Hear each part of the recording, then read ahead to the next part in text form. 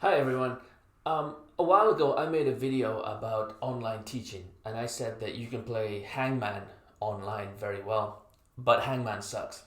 But you can play it online. A lot of people responded and said, "Yeah, it does suck." Um, the thing is, since then, I started playing Hangman loads, and I've actually made it quite good.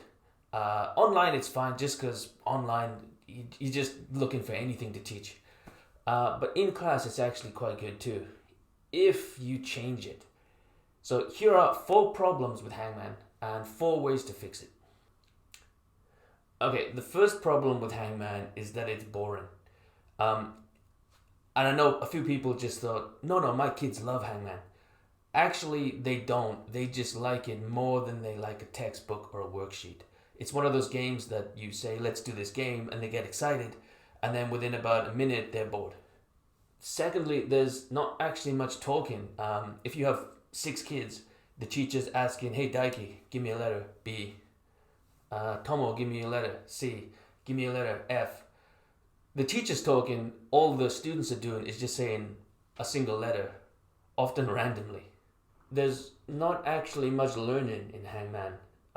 Like I just said before, a lot of it is kids randomly saying letters. So, what's the point of it? The fourth problem is, this. So, here are the four ways to fix them. Okay, the first problem is that it's quite boring. So, instead of just teaching one word at a time, teach a whole bunch of words at a time. So, if I'm going to teach these animals today, then I'm going to put all these animals on here and we're going to play Hangman at the same time. So, if someone chooses an and I've already written this down. So this is the answer sheet. O, that's an O, that's an O. If it's an E, this is elephant. Any more E's, that's an E. That's an E. And after they find one, they get all the letters. I don't let them guess the word. They have to spell it. So when they finally get this word, I'll show them the card, which is a dog, and we can do something about this card. I don't know, talk about the card or teach. Right? After they get all of them, great. Also, before you start, I would write down all the letters of the alphabet down here. The reason is, when someone chooses a letter, you can just wipe it off.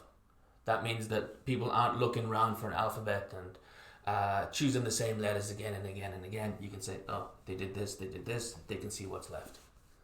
Second way to make it more interesting is to turn it into a game, maybe two teams. Again, if they choose an O, you choose all the O letters together. Maybe that's an O. And when one of the teams finishes a word, then they get it. It turns into a noughts and crosses game or tic-tac-toe game.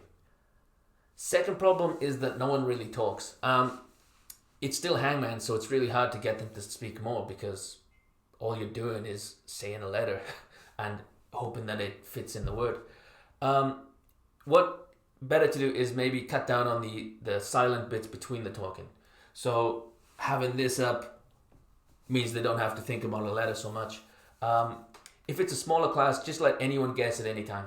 Get the game going much faster. That doesn't work if you have a bigger class, but I'm not sure this really works.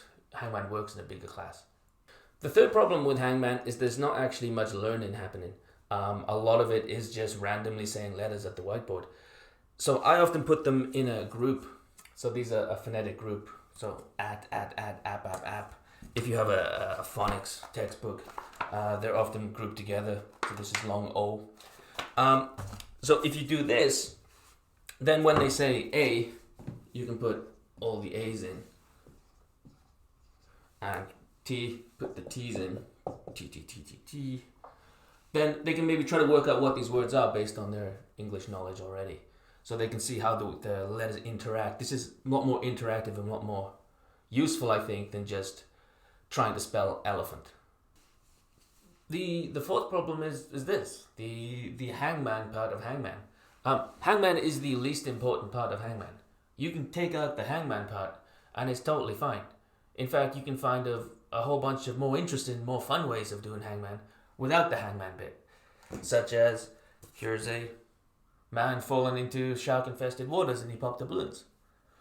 Here's volcano. The lava gets closer to the teams, the more answers they get wrong.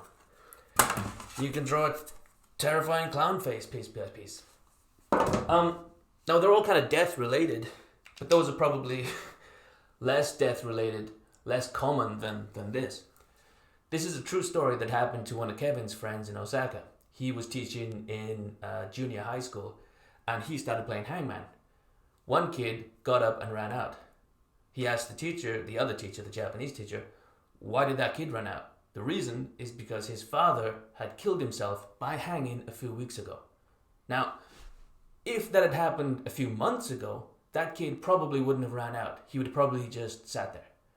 So, lynching, which is murder, or hanging someone is a murder, but suicide is quite a common thing, especially in Japan and in many other countries. The chances of you having taught someone who knows someone who's killed himself in this manner are rather about 100%. So if you think that doing this part of the game is so important because of tradition or because people are being too oversensitive, then you probably shouldn't be teaching. It's not even that fun.